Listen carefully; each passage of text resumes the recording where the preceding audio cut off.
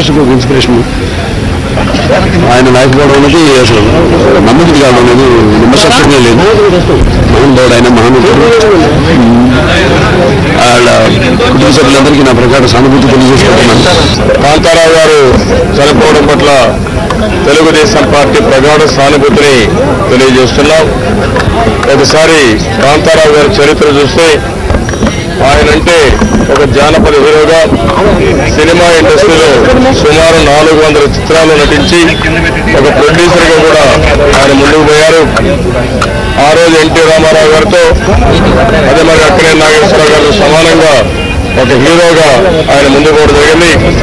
ఒక వెనుకబడిన జిల్లాలో, అది కూడా తెలంగాణ నుంచి, నల్గొండ నుంచి రావడం, ఆ విధంగా సినిమా చిత్రరంగ పరిశ్రమలో అనేక విధాలుగా ఆయన ముందుకు పోయారు.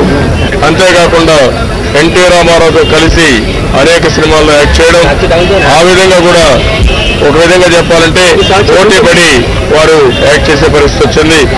అలాంటి వ్యక్తి ఈ రోజు చనిపోవడం చాలా బాధేస్తుంది. ఆయన మరణం ఈ యొక్క చలనచిత్ర పరిశ్రమకు చాలా తీరని లోటు. దాదాపు 40 సంవత్సరాలుగా నాకు కాంతారావు గారితో ఎంతో స్నేహబంధం ఉన్నది. ఆయన ఒక మహానటుడు, కళాకారుడే కాదు, గొప్ప మానవతావాది.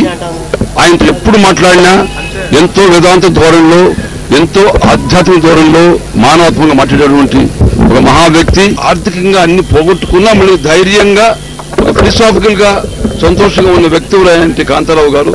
నిజంగా ప్రతి జీవితంలో కూడా ఎంతో మందికి కష్టసుఖాలు రావచ్చు. ఆయన కష్టాన్ని, సుఖాన్ని సమానంగా తీసుకున్నటువంటి ఒక మనిషిలో గొప్ప కళాకారుడు. ఆయన మరణించు తెలుగు జాతికి, మన సినీ ప్రపంచానికి, ప్రేక్షకులకు, మరి ఎవరైతే ఈ ముఖ్యంగా ఈ జానపద సినిమాలను అభిమానిస్తారో వాళ్ళకి తెలియని లోటు. కాంతారావు గారు సినిమాలు